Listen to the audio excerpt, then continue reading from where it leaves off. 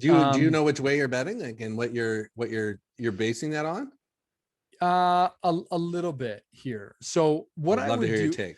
yeah, I don't know which way to go if I'm picking outright winner, and that's probably not what I would do if I was betting here. I think there's a couple of props that I would look at more specifically. I'm an England fan. Okay. So naturally I'm going to cheer for England. I'd love to see England win. They haven't won since the World Cup in 1966, I think, Yeah. is the date. Yeah. And so in that case, yeah, it'd be great to see England win. It's at Wembley Stadium in England. So all those things line up. How great would it be for them to win it? And they want it bad. The fan base Oh is yeah. is desperate for a win here. England's notorious for finding a way to lose games in meaningful tournaments. And so, yeah, it'd be great to see them win. That said, the two props that I'm kind of looking at and focusing on, one would be will this game go to extras, right? Or in our terms, as we call it, kind of overtime. But will it go to extras? And I think when you look at the stats, 3 of the last 6 Euros have gone into extras. And when you consider this tournament alone, the last in the semifinals, both semifinals ended up going to extras, obviously. So Italy, Italy went to extras with Austria as well as with Spain. And again, with Spain, it actually went to PK penalty kicks in order for Italy to get the win. And England versus Denmark went into extras.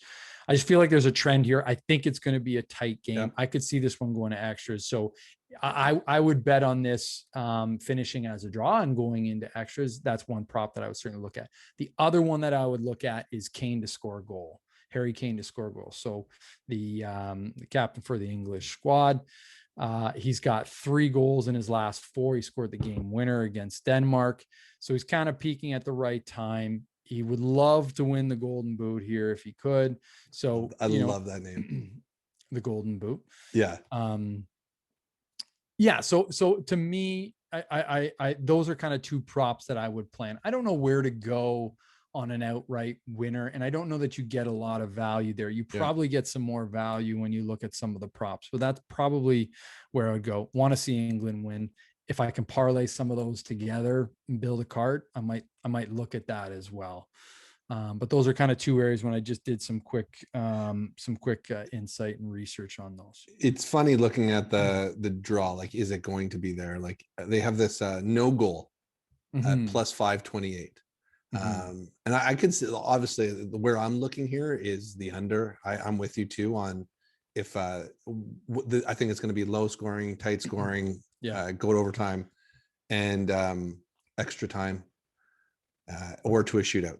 So I'm saying that it's going to be under the 2 goals. I see it either being a 1-1 game or a 0-0. Yeah. So do you have I know. Cheering for first. So let's get to the bottom of this. Put all the cards on the table. I haven't watched a lot of the Euros. So the way I'm picking is going deep into the 23andMe, my results. You got to give 23andMe. What is some of our listeners everybody knows who 23andMe is. Yeah, just give the breakdown of what it is. 23andMe, you send in your swab. They tell you your ancestry, you get your whole tree. They tell you all the diseases and things that are I was going to say trending for you. Yeah. Basically what you're likely to have based on others who have similar DNA. Yeah, it's like going to a tarot card reader, but maybe a little bit more factual based on your. Man, this is I know it's stuff, advanced. Man. It's not. This is not. It's science. Turn over the witch's brew. Oh no, I'm gonna die in a plane crash. I know it's science. No, terrible. It's science. I get it. Okay, so give us the lowdown based on your heritage, based on who you are. Based on my heritage. Are you pulling it up right now? I have it right in front of me. I, Troy Gubb, am 98.7 European. Now, what that means and how that breaks out, if you could see the little map there. I have actually a lot of Finnish. I remember actually doing a project back in grade school on Helsinki. So I always like to side a little bit with finishes in like the Olympics or anything like that. I have a little bit of love there, and I always have. However, what's your percentage of finish here? Finish is actually strong, 14.9%.